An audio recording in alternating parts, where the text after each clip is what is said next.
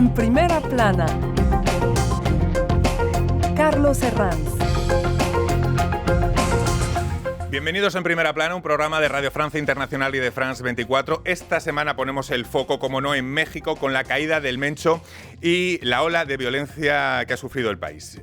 Lo analizamos con tres invitados en este estudio, que ya les presento. Frédéric Saliba, él es ex corresponsal de Le Monde en México, autor de Cárteles, Viaje al País de los Narcos. Bienvenido. Gracias. Guillaume Ascari, periodista independiente especializado en América Latina. Bienvenido. Gracias, Carlos. Y Braulio Moro, ex periodista de esta casa de RFI. Bienvenido, Braulio. Un placer. La caída del Mencho, hoy nuestro asunto en Primera Plana. Comenzamos. México intenta recuperar la normalidad tras la ola de violencia que siguió a la muerte del Mencho, líder del temido cártel Jalisco Nueva Generación, durante un operativo militar sobre el que hemos ido descubriendo datos con el paso de los días. El apoyo de la CIA con valiosa información y la presión de Trump han sido fundamentales para la caída del capo a menos de 100 días para el Mundial, que tiene en Guadalajara una de las sedes. La presidenta Claudia Sheinbaum asegura que no existe ningún riesgo. Pero ¿qué panorama se presenta ahora con el cártel descabezado? Hablamos de la sucesión de quien amplió con perfil bajo el negocio criminal más allá de la droga, con tentáculos por todo el país capaces de asesinar a jueces, políticos y militares. Repasemos lo que dice la prensa. Diario Reforma. Matan al Mencho. Detona el terror. La jornada. Cayeron 25 de la Guardia Nacional en choques con sicarios del Mencho. El eco de la operación también llega a Estados Unidos con portadas como esta de Los Angeles Times, que destaca las docenas de muertes en la operación que acabó con el Mencho y la ola de violencia que siguió. Bueno, yo creo que es fundamental que expliquemos qué supone la caída del Mencho, Frédéric, para México y sobre todo por qué cae ahora. Es un hecho histórico, yo pienso, porque un capo de este nivel sería, no sé, el Pablo Escobar mexicano, ¿no? Uh-huh. de una impertencia. Porque ahora hay una presión tremenda del gobierno de Estados Unidos, especialmente de Donald Trump, sobre la presidenta mexicana Claudia Sheinbaum, para que actúe no solamente contra los carteles, pero contra también la corrupción política adentro del gobierno que permite este crimen organizado. Hay esta crisis del fentanil, de este opioide de síntesis que mata tanta gente en Estados Unidos, que es como un poco el argumento para actuar. Y hay la amenaza de Donald Trump de intervenir sobre el territorio mexicano, cuando sabemos que México tiene como una ideología de soberanía nacional muy, muy importante que nunca va a aceptar que las fuerzas de Estados Unidos actúan sobre su territorio. Entonces, Claudia Sheinbaum actuó de una manera para transmitir un mensaje a Donald Trump, una forma de sumisión, a mi punto de vista, a una política represiva. Guillaume, ¿estiman que la ola de violencia ya ha pasado? ¿Puede haber brotes hasta que se aclare definitivamente la sucesión del Mencho? Yo creo que sí, o sea, vamos a ver lo que va a pasar en las próximas semanas, aunque en México puede haber ola de violencia y lo vimos en el pasado durante semanas y después se para. O sea, sí, va a haber una lucha interna en Jalisco Nueva Generación, va a haber una lucha también de territorios con los otros carteles. Yo creo que más bien más nos vamos a acercar del Mundial. Tenemos una militarización que va a lograr a contener un poco esa violencia para evitar que haya una violencia muy grande en muchos estados de México. Braulio, nombraba Frédéric la presión de Trump, nombraba ahora Guillaume la proximidad del Mundial de Fútbol, una colaboración más estrecha con México. No sé si la estrategia de Sheinbaum ya había cambiado desde hace tiempo. Si pudiéramos jerarquizar esos factores que han llevado hasta la caída del Mencho, ¿a cuáles daríamos más importancia? Lo primero que yo creo que hay que recordar es que en octubre del 2024, o sea, la presidenta acababa de ser elegida y ya hubo una primera posicionamiento de ella, que fue su presentación de una estrategia de seguridad. Hay 4 elementos que ella menciona. Anterior a Trump. Mucho antes de Trump, exactamente, que es el tema de la seguridad, el tema de la inteligencia, pero sobre todo hay que tomar en cuenta lo que no dice. Y lo que ella no dice es seguir la estrategia de abrazos y no balazos de López Obrador. Ahí mismo hay ya una ruptura, que se sigue ahora, que es evidente que lo están aplicando, y esta situación es lo que lleva, entre otras cosas, a la captura, muerte de este delincuente. Primera cosa. Segundo elemento que me parece importante, presión de Estados Unidos, claro que la hay, pero recordemos lo que había dicho Marco Rubio a principios de enero. Como nunca antes, el gobierno mexicano está colaborando con los Estados Unidos. Como nunca antes. No hay ningún otro gobierno que haya colaborado tanto. Más allá del discurso, más allá del micrófono, hay una colaboración que se refleja en una cuestión. Entre el 2021 y hasta ahora, más de 1,000 militares estadounidenses han estado dando formación a distintos cuerpos del ejército, de la Marina, en México o en Estados Unidos, pero principalmente en México. Y esto creo que hay que tomarlo en cuenta hoy. ¿Y quién para suceder al Mencho? Entendemos que, bueno, corrígeme, Frederic, que él sabe un montón de este tema, no es un proceso abierto, hay, no sé si una guerra de facciones, pero el Mencho ya tendría atada o pensada en cierta forma su sucesión o una hoja de ruta. Lo que tiene, el Mencho tenía 59 años, tenía una deficiencia renal tremenda y hace como 5 o 6 años nos anuncian la muerte del Mencho todo el tiempo. Cada 3 meses tenemos un rumor que nos anuncia. Y esta vez es oficial, es real, pero podemos imaginar que su sucesión fue prevista desde mucho tiempo. El cártel Jalisco Nueva Generación es un poco diferente de su competencia directa del cártel de Sinaloa, que es un modelo más de Italia, de familia, de clanes, entonces hay herederos de una manera. En el caso del Mencho, su hijo, Rubén, está en la cárcel en Estados Unidos, fue condenado a 30 años de cárcel. Entonces no hay una sucesión directa. Hay un nombre que circula, que es el 03, que es de la familia Valencia, que es como el hijo de de su esposa, de una primera boda.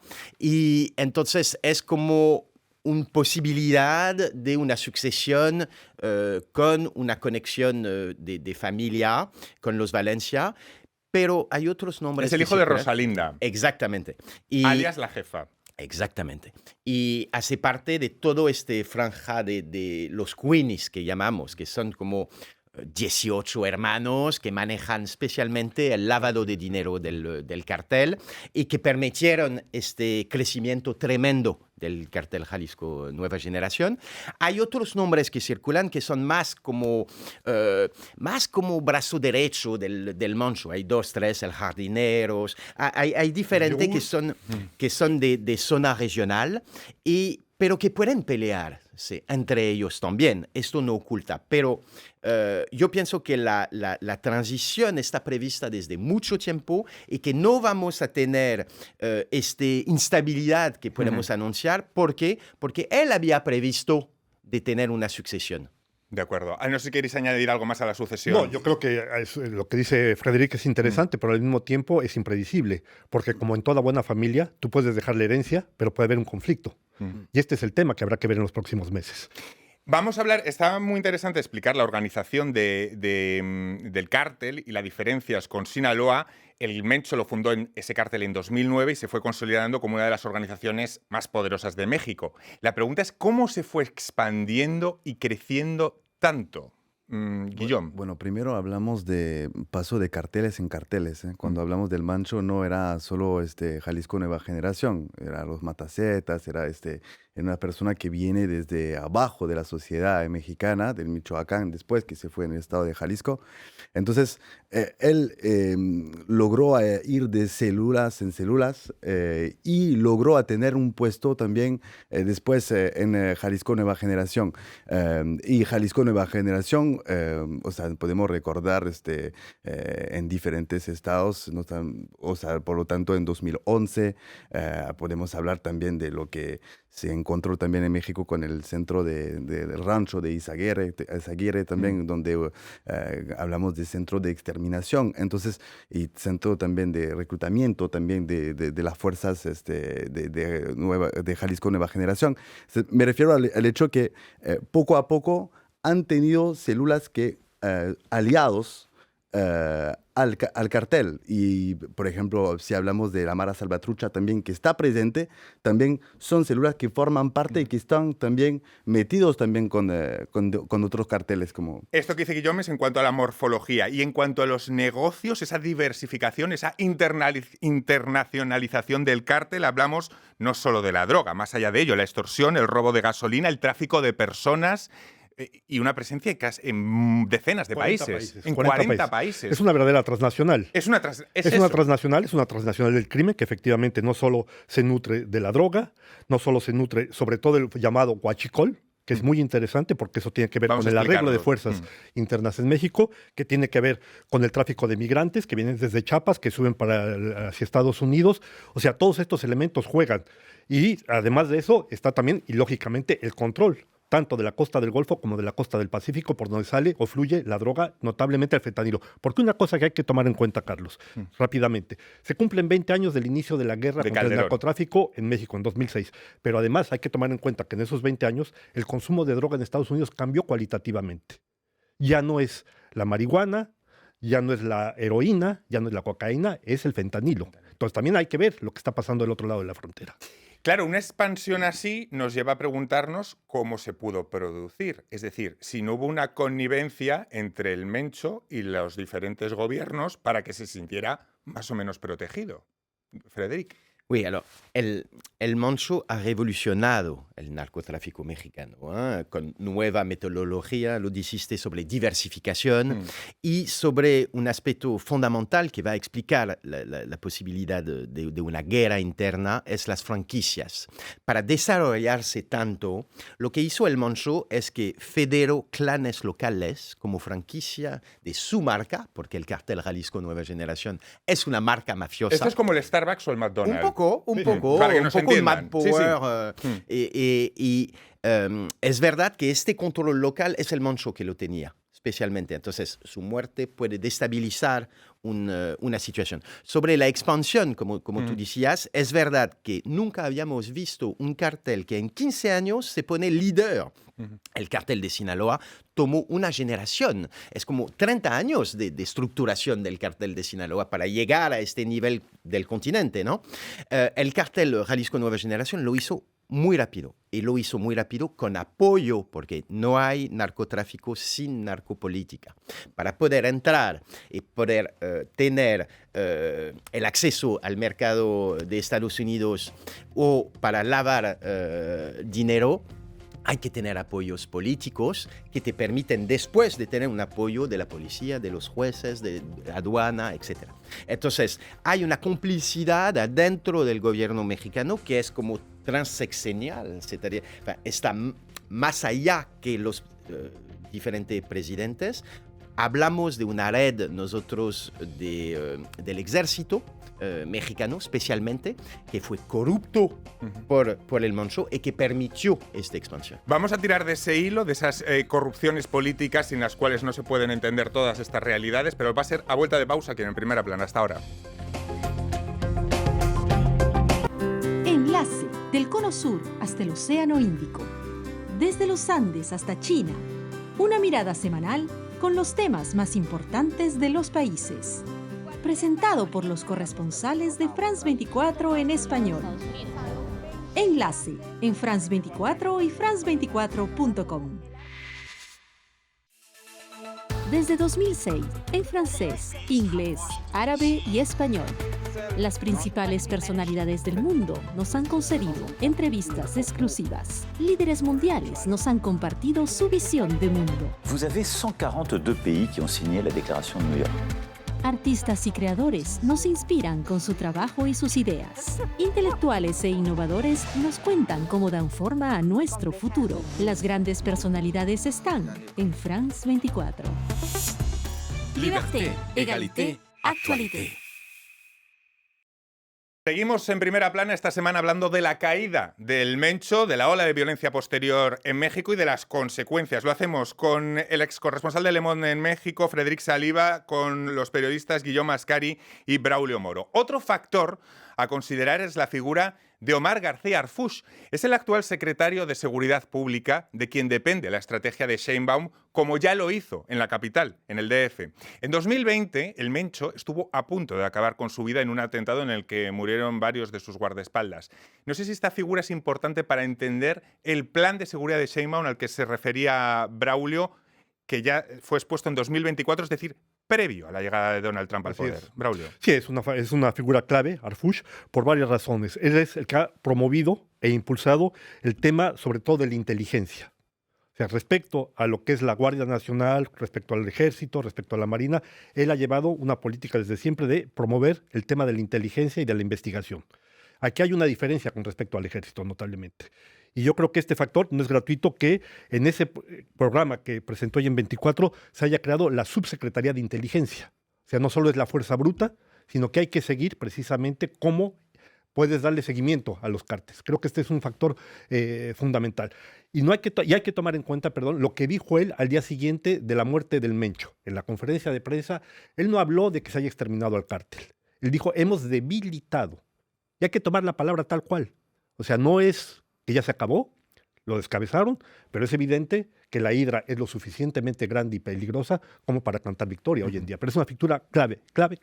Lo que está claro es que nunca habíamos tenido un abatimiento de una persona con tanto poder y tanta capacidad en los últimos tiempos. No sé si es lógica o hasta qué punto esa comparativa con el caso de Pablo Escobar en el 93 se sostiene. ¿Qué opinan, Guillaume?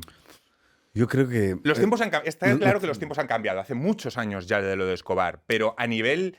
un capo de tal magnitud, sí que a lo mejor calibrar eso sí que es importante, ¿no? Sí, claro, es histórico. Sí, a continuación de lo que dijo Frédéric, es algo histórico, como lo que era Pablo Escobar en su tiempo. Y yo creo que sí, la muerte del Mancho va a cambiar bastante cosas en México, sí, eso es cierto, pero queda debilitado el cartel. Ahora vamos a ver cómo va a funcionar justamente el cartel. Esa hidra de la que habla Braulio. Claro, porque este cartel, la particularidad de este cartel durante sus últimos años era de atacar al Estado. Entonces, eso era la respuesta también de Sheinbaum, pero también del secretario también de Seguridad. Entonces, esa es la particularidad con otros carteles.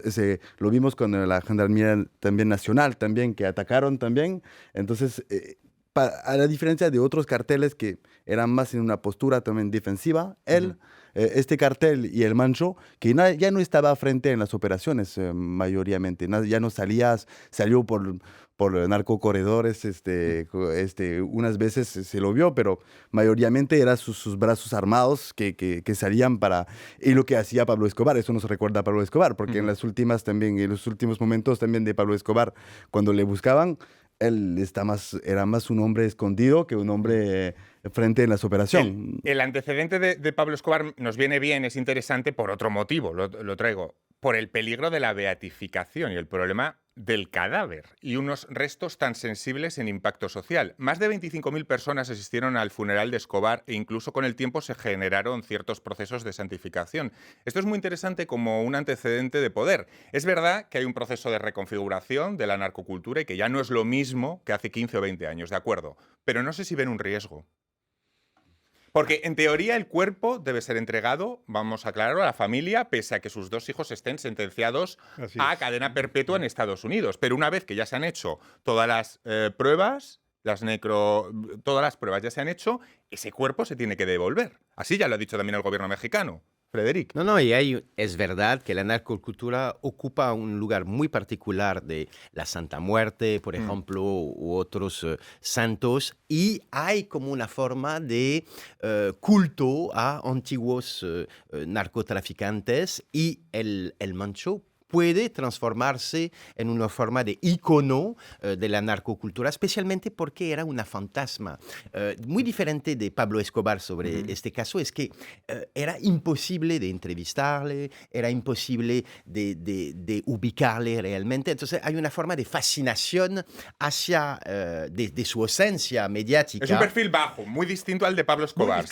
Muy discreto, pero al mismo tiempo muy violento y capaz de crear una marca. Las cuatro letras, ¿no? Decimos del cartel Jalisco Nueva Generación. Entonces, al mismo tiempo, alguien que maneja el marketing de mafioso de una manera. Entonces, es una mezcla entre una fascinación, una ausencia de presencia mediática y también la idea de un culto espiritual y un poco maléfico, podemos decir, alrededor de su cadáver. Entonces, sí, hay una pregunta sobre el futuro. Hay un peligro de no estoy tan convencido, puede que sí, pero no estoy tan convencido. Los tiempos han cambiado. Han cambiado muchísimo y sobre todo la violencia a la que este tipo llegó, que recordemos, tenía un ejército de 20,000 personas a sus órdenes. 20,000 personas. La violencia que él ha provocado, yo no sé hasta qué punto, incluso entre ciertas facciones de los narcos, hoy en día, dada la condiciones sociopolíticas que hay en México, no sé hasta qué punto pueda llegar esta cuestión de un culto. No estoy tan convencido Lo que de ello. seguramente esté claro es que Netflix y las demás ya tendrán el ojo claro. puesto y que la afición lo Sin acabará duda. narrando en la pantalla. Esto está casi seguro, porque la historia tiene de todo. Guillaume. Y que también los miembros también del cartel van a intentar el todo por todo. Es decir, como hoy día hay en la cultura también mexicana, hay esa violencia también que está presente, por ejemplo, en la música, en diferentes también sectores culturales de México.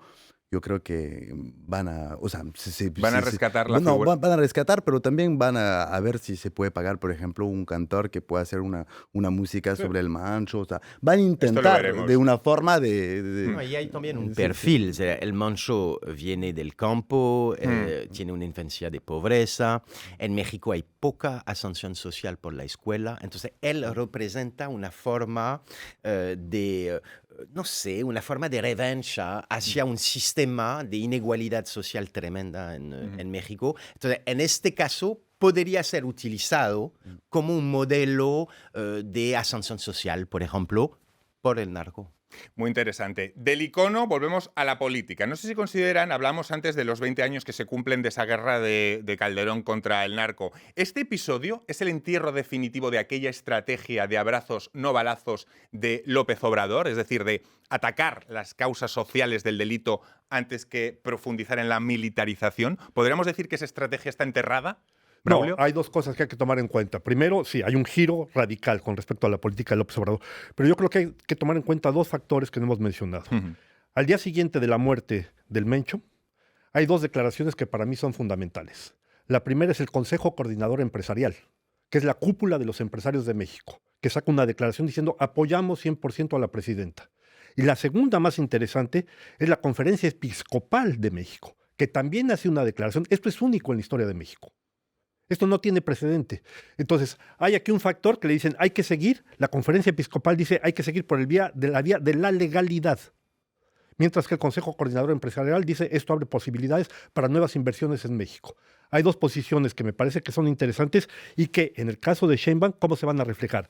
El riesgo es que haya efectivamente, y la cuerda, el filo de la navaja es muy fino, para que caiga en una militarización que dice que no la va a haber, pero el hecho de que hayan enviado ya 10,000 soldados a Jalisco no es cualquier cosa. 10,000. Entonces, aquí el problema va a ser cómo se va a mover ella para garantizar que efectivamente sigas la ofensiva hoy contra este cártel y los que puedan salir como posibles alternativas sin caer en lo que fue la política de Calderón y sin regresar como fue el no accionar de López Obrador. Lo cual me lleva a preguntaros si se trata de un viraje inevitable de Claudia Sheinbaum, un viraje que ya ella había tenido en cuenta o que si la presión de Trump la ha empujado a que ese viraje que ya lo tenía en cuenta es como un acelerador. ¿Cómo lo veis? Ese cambio, ese viraje en la política de Claudia Sheinbaum, Frederic. Hay una pregunta también, es el hecho que fue de una manera un fracaso la estrategia de López Obrador en el hecho que fue una reacción a las políticas anteriores frontal de represiva total. López Obrador reaccionó terminando esta guerra. El problema es que creó un espacio donde se infiltró el narco, especialmente el cártel Jalisco Nueva Generación. Entonces, de una manera fue un fracaso la estrategia de López Obrador, no necesariamente por un error estratégico, solamente por un contexto que no era el buen momento. Y yo pienso que para Sheinbaum es una manera de reaccionar y de tomar una forma de independencia hacia su mentor, que es López Obrador. Entonces, políticamente le conviene a Claudia Sheinbaum. El problema es que en México la meta de la estrategia es de bajar la violencia y en Estados Unidos es de bajar el narco. O sea, no es la misma meta. Si ustedes quieren bajar la violencia, muy mal de haber matado el Mancho, porque declara una forma de guerra adentro del país. Entonces, ¿qué interés están defendiendo? Y ahora lo que vemos es que Claudia Sheinbaum está escuchando la presión económica de Trump, porque hay que recordar que Trump amenazó México por, como una forma de aduana hacia productos y cosas, si no actuaba. Entonces, al nombre de esta presión, Sheinbaum se toma una independencia hacia su mentor, que es López Obrador. Entonces, yo pienso que le conviene a Sheinbaum. El resultado puede ser una catástrofe total. ¿Puede impulsar la popularidad de Sheinbaum al final de esta...? Bueno, siempre hay que mirar en el caso de México, sobre todo a diferencia de otros países de América Latina, dos cosas. La primera que es el Estado federal, que cómo se va votando y la política con la lucha entre el PAN, PRI y Morena y todo. Y después hay la política estatal por estado y al dentro por los municipios, que eso va cambiando totalmente. Entonces, sí puede encontrar también, es una respuesta también a las críticas que tiene por parte de otros partidos sobre el plan, el nivel nacional. Es una respuesta a decir, hay mucha gente que decía que yo no hacía nada contra el narcotráfico, ahora ya me cambié y no soy como López Obrador. Los gobernadores le han dado de diferentes partidos políticos, le han dado su apoyo después de... Claro, y otra parte es, y por eso no va a cambiar del día al otro en México, es lo que se está pasando en los estados y los municipios, donde con las policías locales, con los políticos locales, y eso va a tomar mucho tiempo.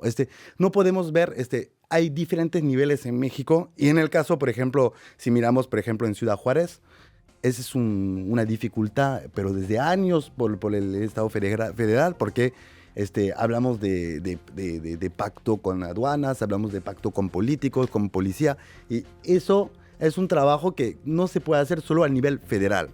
Nos quedamos ahí, no tengo tiempo para más. Ha sido muy interesante analizar todas las perspectivas que nos brinda esta caída del Mencho. Muchísimas gracias, Frederic, Guillaume y Braulio. Y a todos ustedes hasta la próxima semana aquí en Primera Plana. Gracias.